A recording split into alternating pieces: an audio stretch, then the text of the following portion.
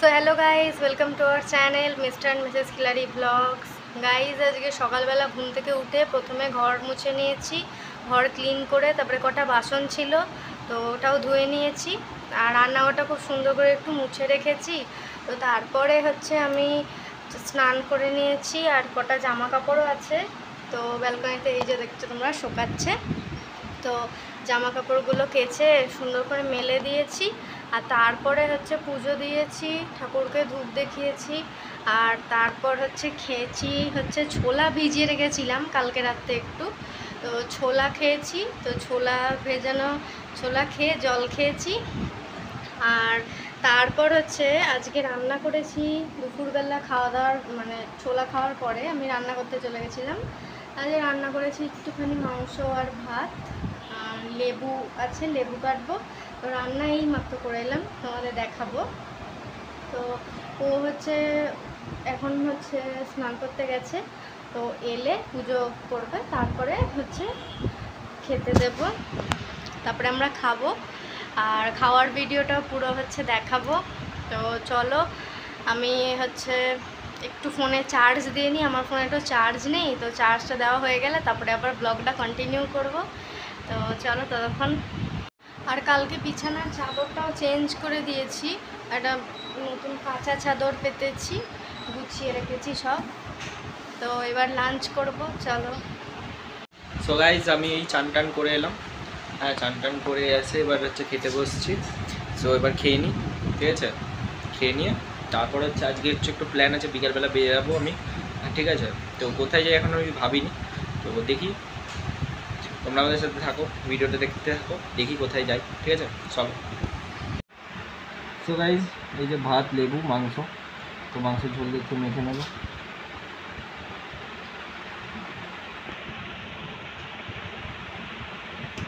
আলুটা অনেক নিচে,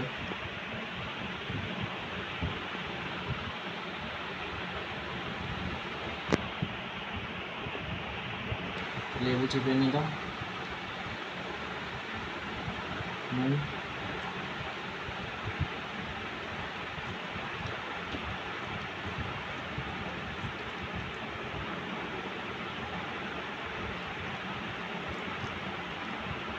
খেয়ে নিয়ে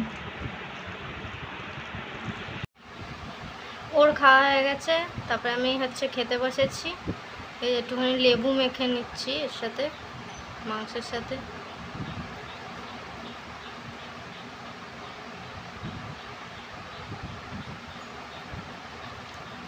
আলু দিয়ে একটুখানি আগে মেখে নিই ঝোল দিয়ে।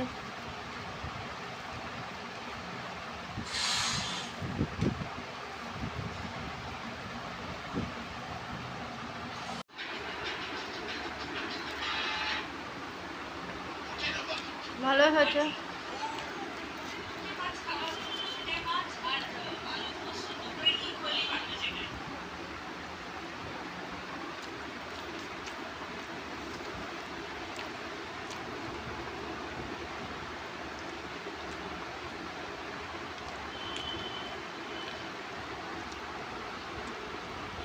খাওয়া দাওয়া হয়ে গেল, এবার একটু মুভি দেখবো বসে। চলো মুভি দেখি। আর তারপর সন্ধেবেলা ও একটু বন্ধুদের সাথে বেরিয়েছিল, আর ততক্ষণে আমি রান্নাটা সেরে নিয়েছি, রাতে ডিনারটা বানিয়ে নিয়েছি। আজকে আমি করেছি চিকেন তরকা আর রুটি। তো ওই যে বেরিয়েছিল, ততক্ষণ চলো আমি রান্নাটা সেরে নিই। সো আজকে চুল কাটতে গেছিলাম, তখন একটা জিনিস হয়েছে। কি জানো, মানে ওই লোকটার সাথে জ্যাকপট লেগে গেছে, একজন যে চুল কাটছিল আমার।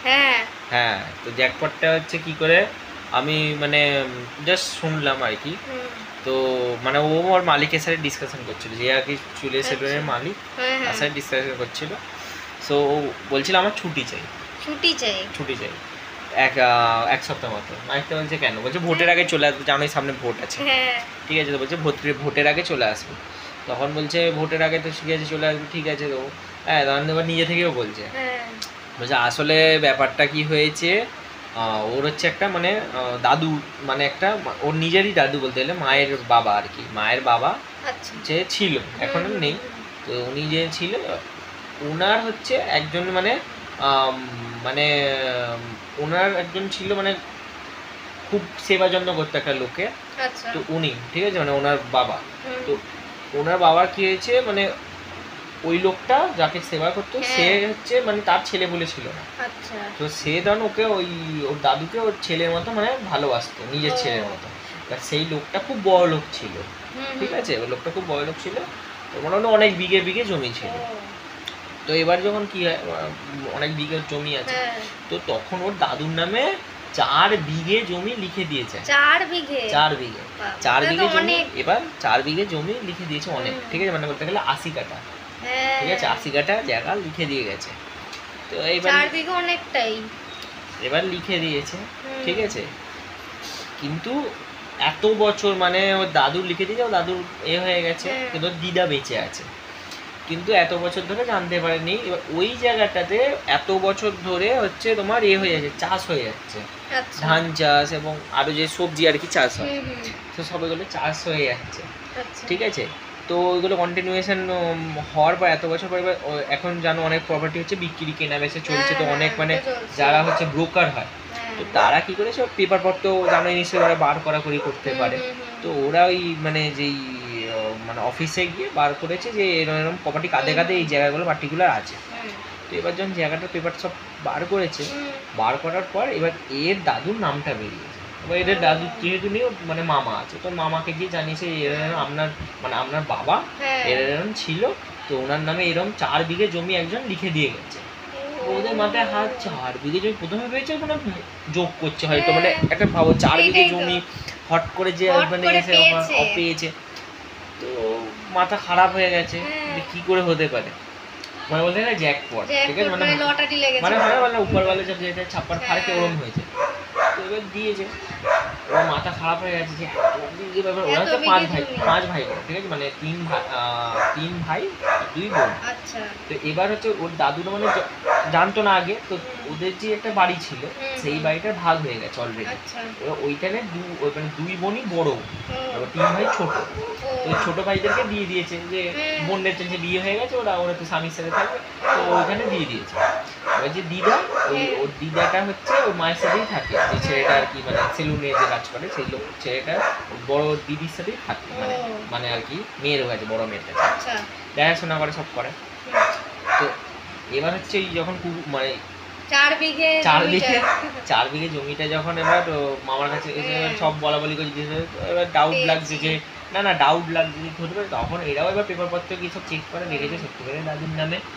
এবার কি হয়েছে, সব লোক ওখানে কি হয়েছে, সামনে আবার রাস্তা বেরিয়ে গেছে, হাই রোড, মানে রোডের ওপর। এবার মানে শুনে পেয়ে সোহাগা, মানে রোডের ওপরে 4 বিঘে জমি, হ্যাঁ এবার 4 বিঘে জমি, এবার সবার এতে হিসাবে 1 বিঘে করে জমি, মানে 1 বিঘেই তো, হ্যাঁ 1 বিঘে করে আসবে। 1 বিঘে জমি ওখানে ভ্যালুয়েশন অনুযায়ী 25 থেকে 30 লাখ টাকা। 1 বিঘে 30 লাখ, হ্যাঁ। এবার 4 বিঘে আছে, তো 30 × 4 120 লাখ ভেবে নাও, মানে 1 কোটি, 1 কোটি টাকা মতো মোটামুটি জায়গাটার ভ্যালুয়েশন টোটাল চলছে আর কি। এখন পরে আরো ভালো বাড়বে। তো ওরা এবার বলছে আমরা ডিসকাস মানে বলা বলি করছে যে আমরা এখন ডিসকাস করছি কী করবো, যে ব্রোকার যে রেখেছে সেও বলছে কিনবে, যারা এত বছর ধরে চাষ করছিল তারাও বলছে কিনবে। এবার হচ্ছে মানে সব লোক হয়ে লেগে গেছে আমার ব্যাপার, আর এরা তো এখন মানে জ্যাকপট ব্যাপার, ওই জন্য এখন গিয়ে ওরা কোটিপতি ব্যাপার, ওরা জানছে আমরা গিয়ে এখন বলছে গিয়ে আমরা সব এখন জায়গায় গিয়ে নেবো। আর এবার যেহেতু বললো যে আগে যেহেতু বাড়িটা পেয়ে গেছে ভাইরা, তো এবারে মানে দিদা বলেছে যে না, ওই যেহেতু ওই বাড়িটা পেয়ে গেছে অলরেডি 3 ভাই, তো ওই জন্য 2 বোন এবার হচ্ছে ও থেকে ভাগ পাবে। ওই জন্য এবার ওই ছেলেটা যে চুল কাটছিল সে তো আনন্দ, যে মানে ওর মনে এক ছেলে হবে হয়তো, তো ও জানছে আমিও তাহলে তো পাবো হিস্সা, আমি যে হিস্সা পাবো, তো ওরকম ব্যাপার হয়েছে। মানে এবার এই স্টোরিটা বললাম কেন, মানে আমি স্টোরিটা এই গল্পটার মূল কারণ এটাই বললাম যে ভাগ্য কখন কার ফেভার করে দেবে কেউ জানে না, ঠিক আছে। ওরও মানে সেলুনে চুল কাটার না, যে হট করে মানে একটা হট করে লাখে লেগে গেছে, হ্যাঁ হট করে একজনের লাখে মানে তো তার মানে ভাগ্য খুলে গেছে। তো এরকম যার কারোর সাথে হতে পারে এরকম জ্যাকপট। ধরো তোমাদেরও যদি সাথে এরকম কোনো কিছু হয়ে থাকে কমেন্ট করে বলো যে এরকম হ্যাঁ এরকম গল্প তোমাদের সাথে হচ্ছে, কোনো হট করে তোমাদের জ্যাকপট লেগে গেছে। এই গল্পটা এই জন্য শেয়ার করলাম যে কখন কী হয়ে যাবে কেউ জানে না, ঠিক আছে। কার ভাগ্য কখন ফেভার করে, যখন উপরবেলা দেয় ছাপ্পার ফাড়কে দেয় সেই হিসাবেই এই গল্পটা মূল গল্প কারণ এটাই ছিল। হচ্ছিল না আমি শুনছিলাম, চুল কাটছিলাম আমার, ভালোই লাগছিল। হ্যাঁ ভালো তো লাগছিল হ্যাঁ। যে হ্যাঁ ভালো একজন ওর মানে ভালোই হয়েছে ওর জন্য ভালো, actually। ওয়েল সেটেল হুম, হতে পারবে আর কি, বা ওর এটাই তো। কলকাতাতে মানে আরো ভালো জায়গা কিনতে পারবে, করতে পারবে। ভালো কথা হ্যাঁ খুবই। সেই তো। সো রান্না হয়ে গেছে? হ্যাঁ রান্নাটা হয়ে গেছে, দিয়ে দিই খেতে। হ্যাঁ পেঁয়াজ আমি নিয়ে আসি তাহলে। হ্যাঁ। সো বুঝলে গাইজ, তো এইসব গল্প হয়েছে সেলুনে আজকে, আর আমি এইসবই করার পর তো বাড়ি এলাম, তারপর তো খাওয়া দাওয়া হলো, এবার রাত্রে ডিনার করি, তারপর ডিনার করে দেখা হচ্ছে। চলো হচ্ছে এটা কি, চিকেন তরকা আর রুটি রুটি। খাচ্ছি। অনেক সময় তো এগ তরকারি করি, আজ চিকেন তরকা করেছি। হুম তাহলে খেয়ে নাও।